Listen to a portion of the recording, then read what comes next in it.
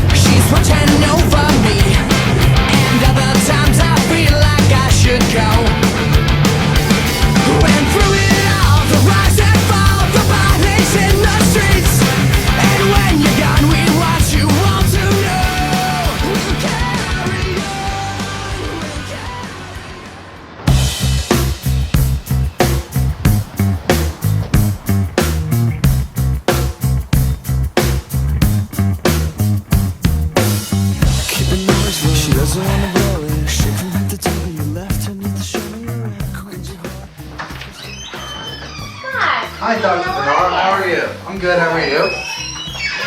Thank you. Scott, relax. Lie down. All right. So how are things? Well, things are pretty good, but I don't know. I just got a lot of things on my mind.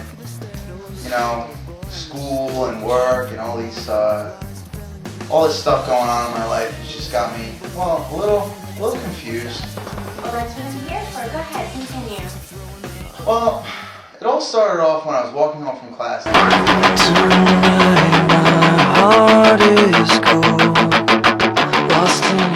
You see, I had a ton of stuff on my mind. With midterms coming up, I was loaded with work. I also had a project for my mediated communication theory class that I couldn't stop thinking about. The project was about mediated technologies in our world, and asked the question if these technologies isolated individuals or brought individuals together. We were to consider the internet, cell phones, and MP3 players or iPods. But I found myself in a quandary because I felt as though mediated technologies did both. I also realized that I myself was exposed to these technologies on a daily basis. Using the internet to check my email, connect with my friends through MySpace and or Facebook, and look for information I needed to know or was just generally interested in was part of my daily routine. My cell phone was also a huge part of my life because I used it to contact my friends, family, and my coworkers each and every day. And finally, there was my iPod, which was basically my life. I adored it. I used it everywhere, and especially during my drive time. My friends would always get on my case for using it so much, and they joked around that if I could, I would marry it. But what happened next, well, almost came true. It was really unbelievable, in fact. I started to hear these weird sounds in my room. My experience from this point on left me shocked.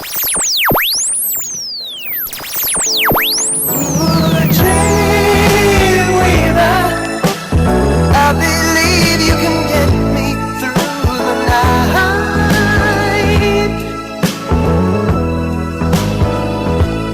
Ooh, dream.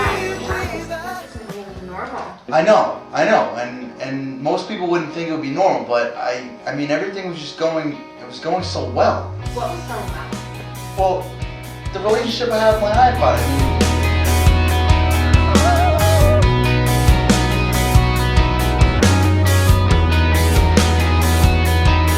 I know you're losing sleep over me. I know you'll relive every moment below sheets where dreams are made. I know you'll color your eyes. I know you'll quiver when fingers touch your side, but it'll go inside some way. Move a little closer, hold me tighter. I'll stay if you're gonna keep me in line, in line. Don't want it to be over. Move slower. I'll stay if you're gonna keep me in line, in line. Great. What seems to be the problem?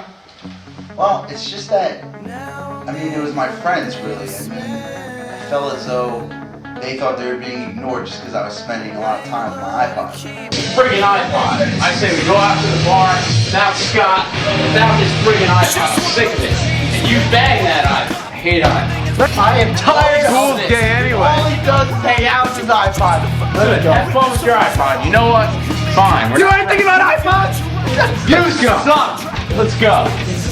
Forget him. Put on iPod. Scott, it seems as though your friends just care about having you around. Yeah, well, I get that, but it's just that I can't help it if I'm so consumed.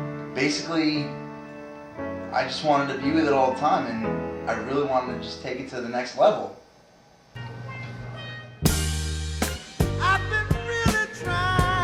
I'm so glad that you're in my life, iPod. You're so special to me. I just want to tell you how I feel about you. A soothing kiss.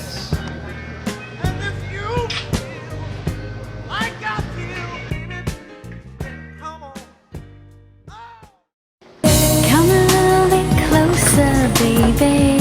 Get it on, 'cause tonight is the night when two become one. I need some love like I never needed love before. Make love to you, baby. It's just that everything was going so great. It was going so well.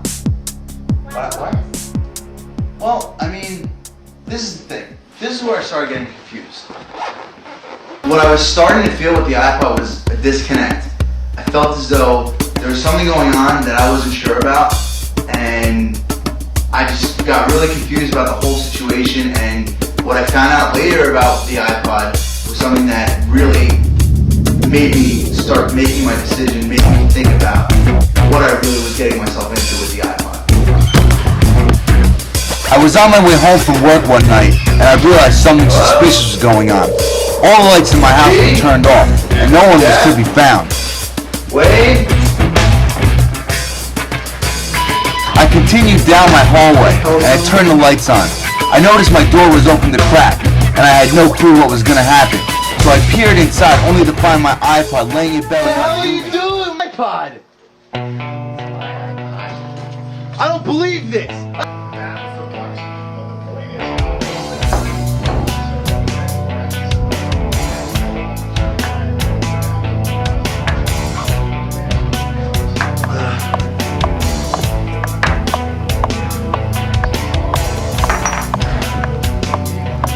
It was painful.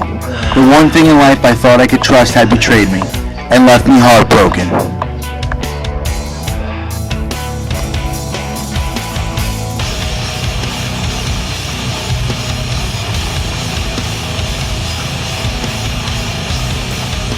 I tried to get in touch with the iPod, but it was useless. A lost cause. I figured I was just gonna give up, and I did.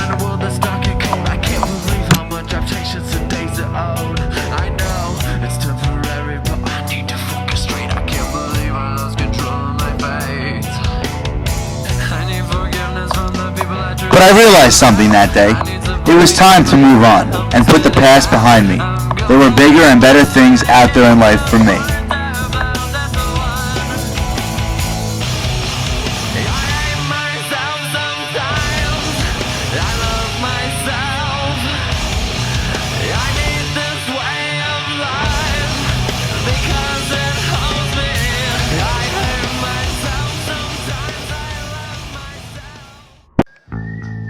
I'm sorry to hear that.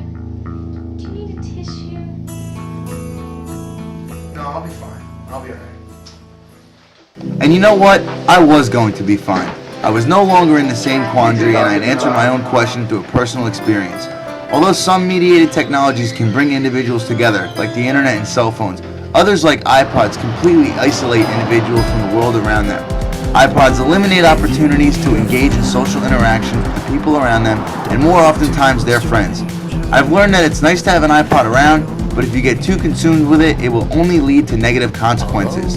In the future, we should focus on utilizing mediated technologies to build and enhance social relationships, because a world without communication, well, for us, just wouldn't be the same world we're used to.